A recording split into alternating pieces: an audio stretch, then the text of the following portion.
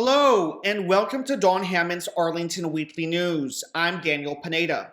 We have a great program today. We have our news, community bulletin board, and 55 plus news. But first, a social media announcement. You can watch the Arlington Weekly News on our YouTube channel. That's youtube.com/Arlington Weekly News and the number 1. Also on Facebook and WERA 96.7 FM. And now on to our first news story for today. As of Sunday morning, May 23rd, reports show the number of confirmed COVID-19 cases in Arlington had reached 15,289. Regular viewers and listeners will note the continuing increase in our reported case numbers. Arlingtonians are still getting sick. 23 people in the last 7 days. While that's a lower number than in the past, it's no consolation if one of those sick people is you. Based on social media commentary and an unofficial ARL Now poll, a plurality of people appear to have rejected all of the 5 designs offered for a new Arlington County logo. Accordingly, Arlington County board members have directed County Manager Mark Swartz to arrange more opportunities for submission of logo ideas. Mr. Swartz said that the board vote on approving the new logo will likely be pushed from June to September. Board Chair Matt DeFerranti said that providing this one additional opportunity might give us broader ownership of that decision. We will now quote a recent article in ARL Now. Arlington is developing a new logo to do away with the illustration of Confederate General Robert E. Lee's plantation house atop a hill on what is now Arlington National Cemetery. The county called for logo ideas in February, and a community panel winnowed down more than 100 submissions to 5 finalists.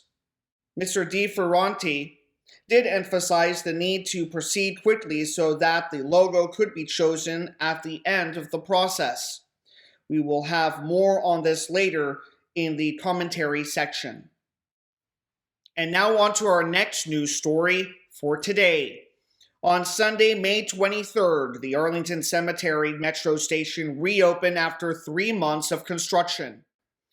The work on this and other stations in the area was needed in order to completely rebuild platforms and make other upgrades. This reopening completes the repairs of all 12 Metro Station platforms in Virginia. Our friends at Opera Nova have announced the opening of their upcoming Summer Institute. Students will be instructed in singing technique, opera history, diction, ear training, music theory, individual voice lessons, and stage presence. Classes will be conducted in full compliance with CDC COVID-19 guidelines, and all staff and instructors are fully vaccinated. The Institute is available for young vocalists between the ages of 13 and 18 and consists of 10 days of classes. Students who register before July 1st will be charged $300, after which registration costs will increase to $350. Classes will be held from July 28th through August 8th from 9:30 a.m. to 3 p.m. at Arlington Women's Club, which is located at 700 South Buchanan Street. For more information, call Opera Nova, that's at 703-526-7557. Or email them at operanovaoffice@gmail.com. And now on to our last news story for today. Now that the AIM WERA fund drive has officially ended for this spring, we can report the following result. Approximately $36,000 was raised from all of the events. These included the virtual gala, Coachella, the auction, and the on-air drives. One highlight was the addition of 24 sponsors obtained via the gala, many of them new to AIM. However, although the official fundraiser has ended, Any unofficial donations will still be much appreciated. That does it for the news for this week. Now on to our community bulletin board, or CBB stories. Hi, and welcome to CBB. Our first CBB event is recommended for everyone from grade 6 to age 55 and beyond. It's called Lunch with a Librarian. Do you miss talking about books with other book lovers at the library? If so, here's a chance to drop in for a monthly 30-minute book buzz from your favorite librarians. Bring your favorite caffeinated pick-me-up and hear about their most beloved books spanning all genres, and share your favorite books and let them suggest books for you. The event is free, and you can register through the Arlington Public Library website for a link containing the Zoom information. That's on Thursday, June 3rd, from 12 o'clock noon to 12:30 p.m. This is a virtual event. Next up, for those who want to get out and about, here's another library event called Get Moving with Zumba. Kids can jam out to their favorite music and be active in a kid-friendly version of Zumba class. Your library friends are making fitness fun while incorporating key childhood development elements like respect, teamwork, self-confidence, coordination, creativity, and cultural awareness.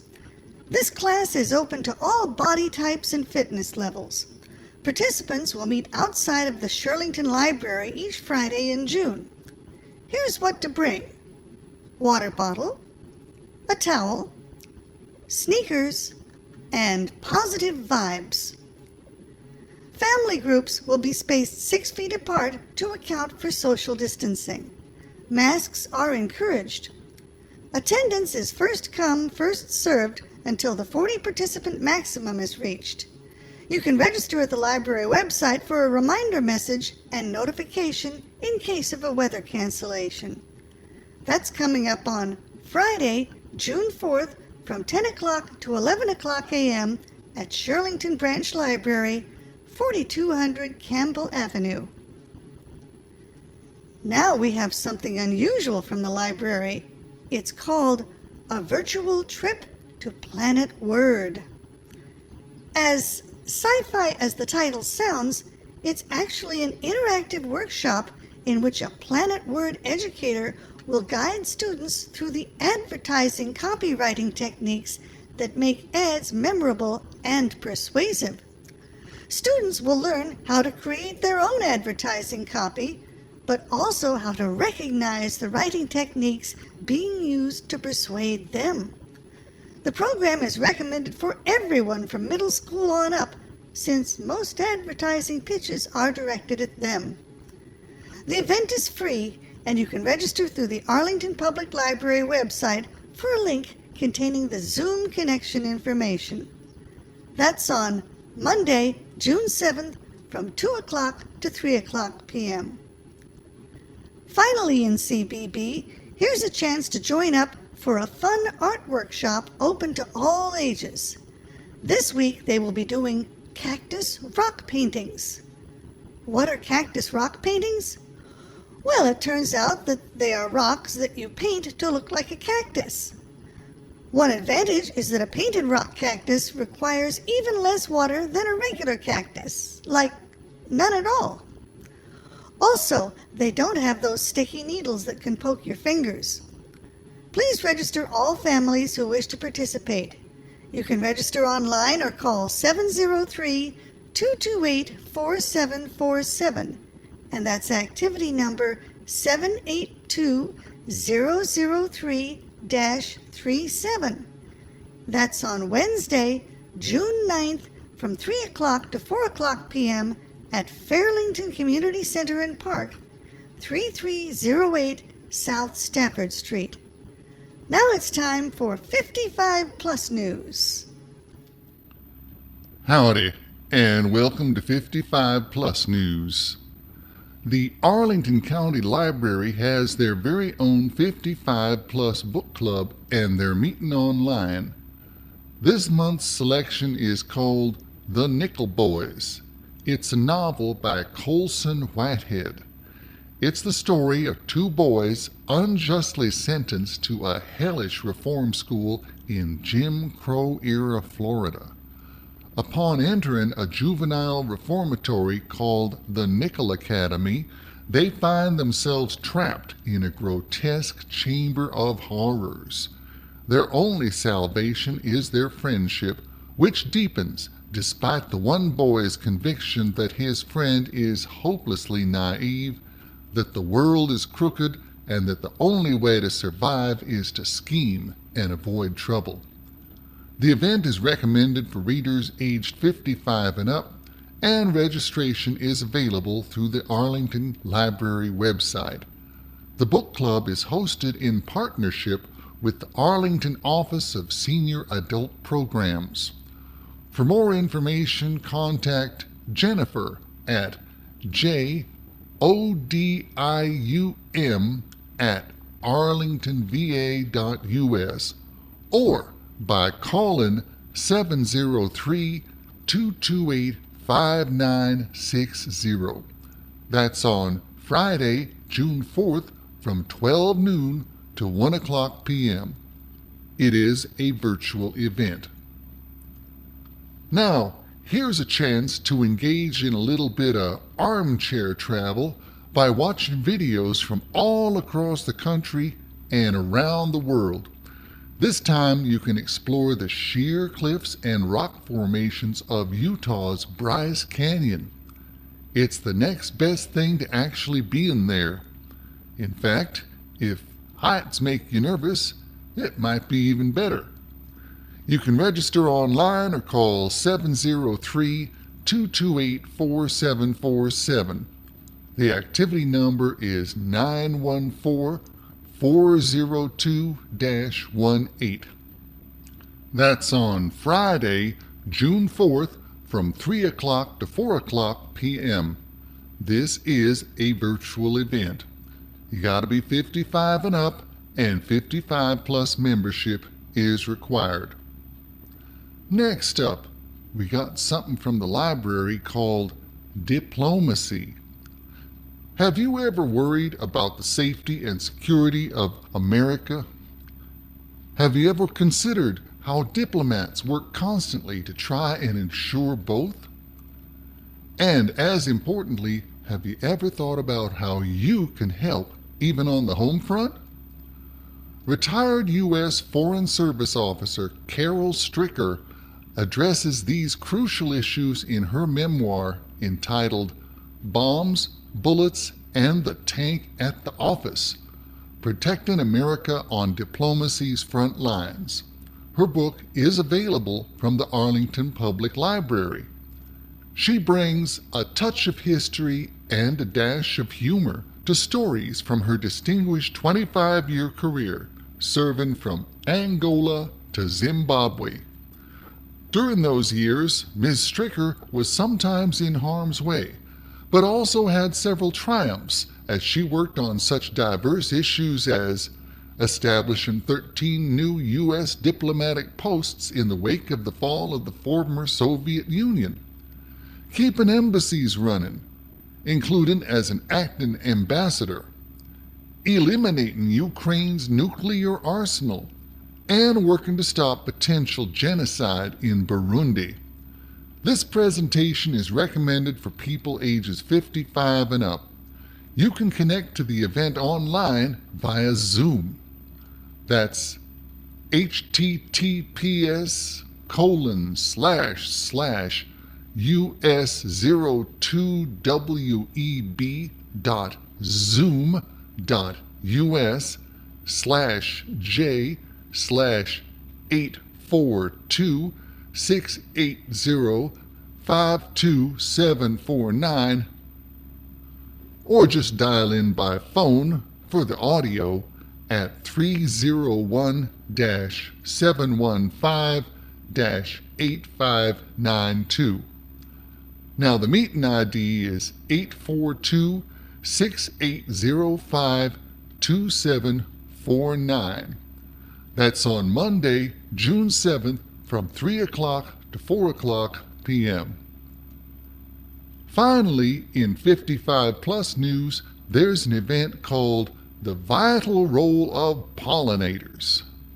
If you're wondering why they're having that now, well, it turns out that June is National Pollinators Month.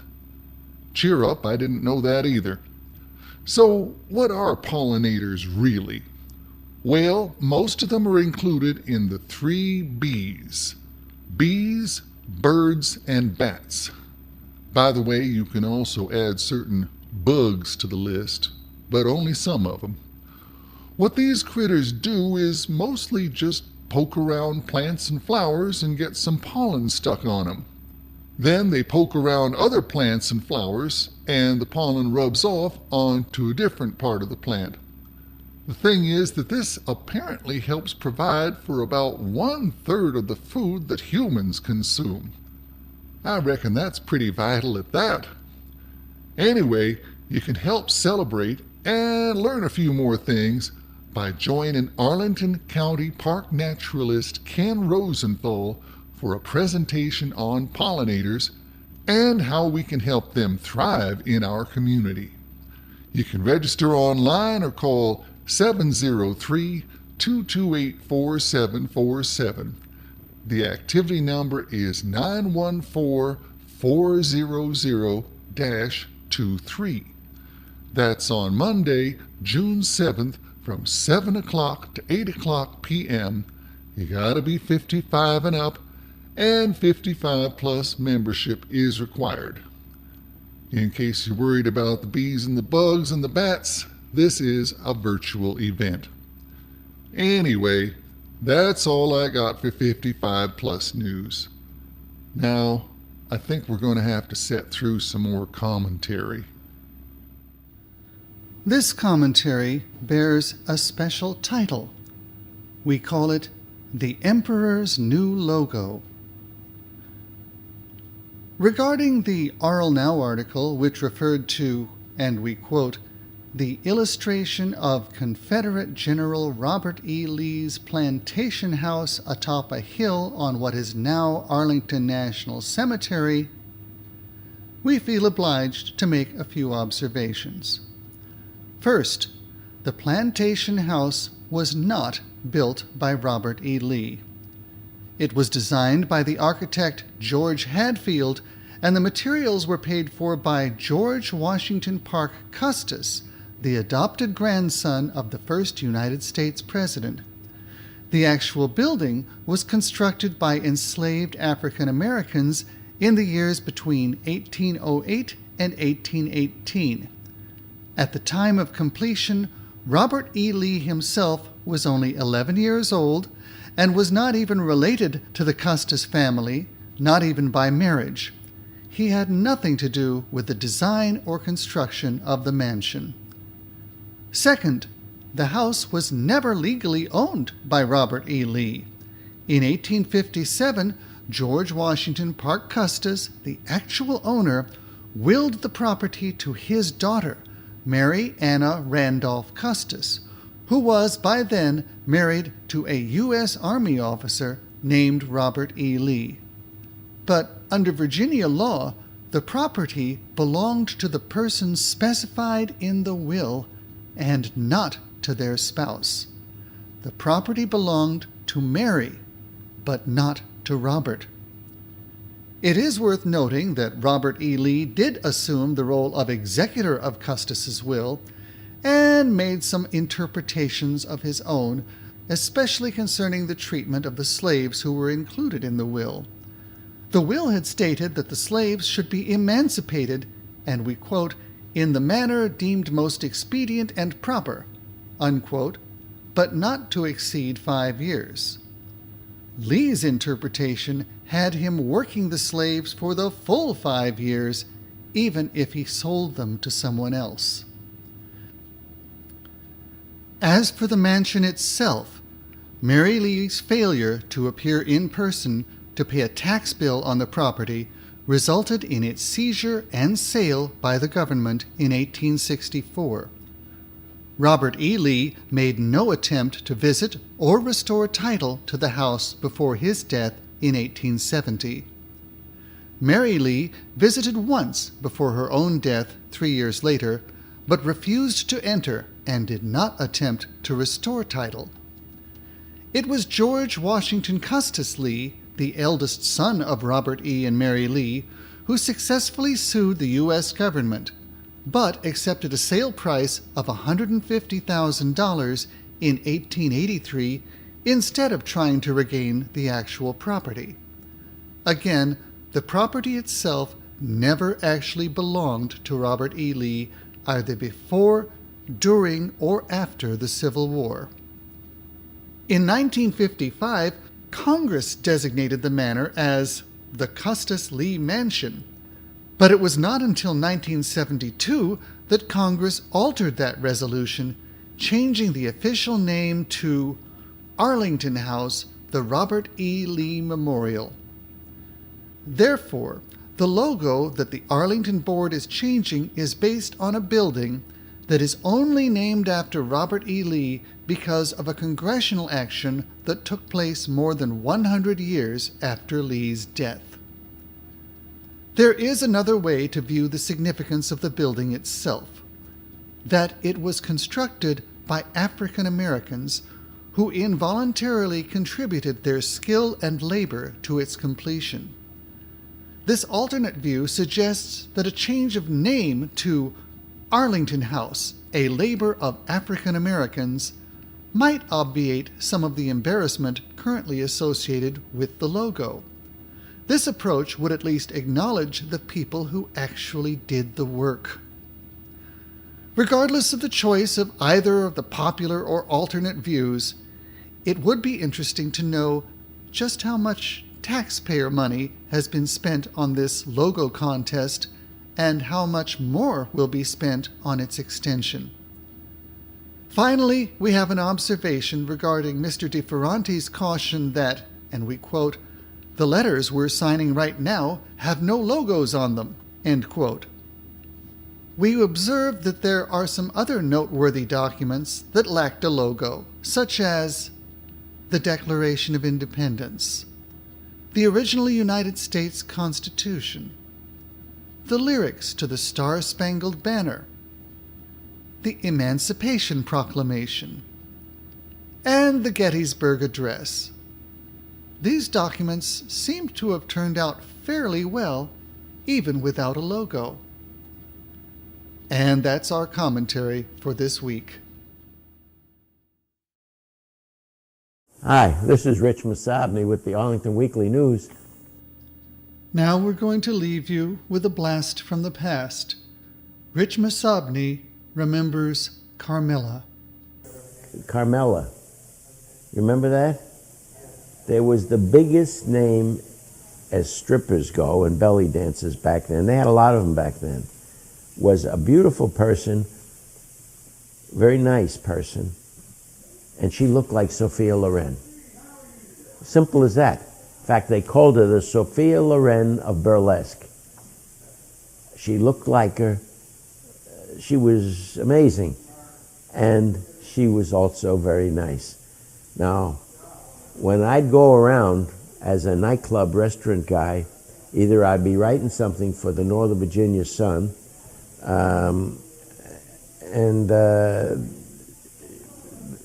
girls, would be usually sitting in a booth, maybe 3, 4 of them that have performed, done a strip act, did something like that.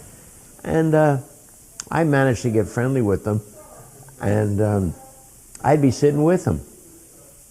I mean, if you went by the 14th Street there, I'd be sitting in there in a booth with all these half-naked girls. Of course, I was trying to get a story, you understand.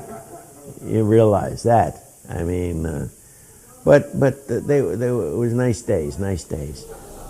And now let's go back to the news desk.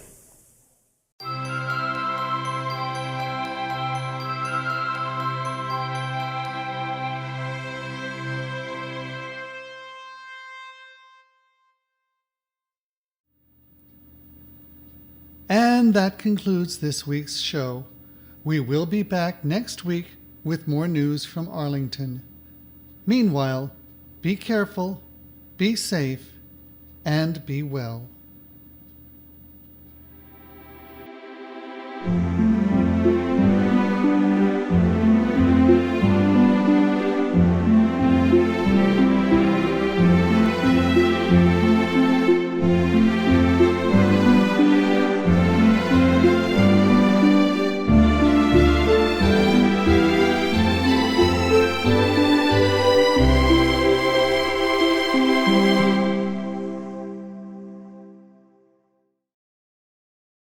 Hello, this is Hef Munson coming to you from the wonder that is the Bluemont Trail. This is another one of those things in everyday Arlington. It's free. It's one of those things that you may already know is there, but you keep forgetting about. And it's a perfect place to go. You can walk, you can bike, you can do all manner of things. You can see dogs when there are dogs here. You can see people pushing prams. Oddly enough, they sometimes have little parades of the children. Halloween, they have costumes. And up and down this stretch, there's usually something going on, especially during the weekends.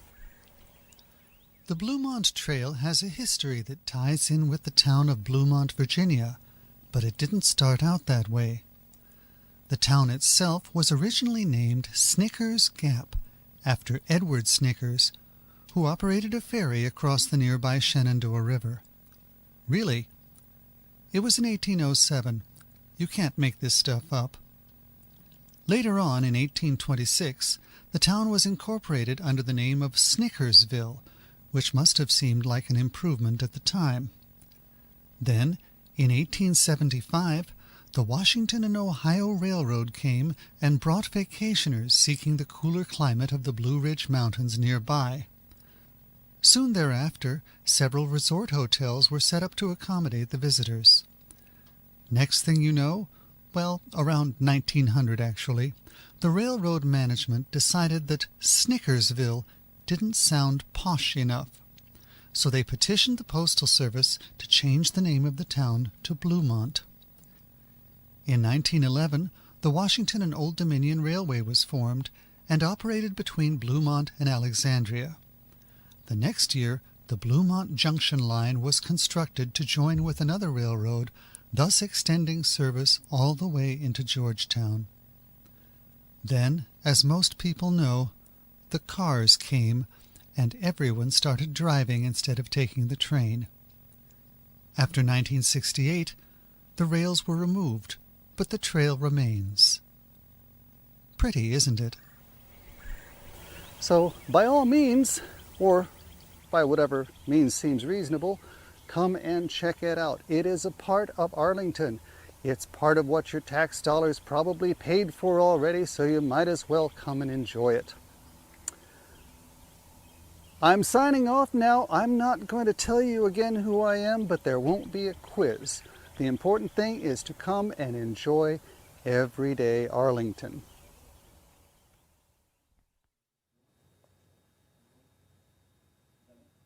Enjoy every day, Arlington. Enjoy Arlington every day, Arlington and Arlington every day. Thanks.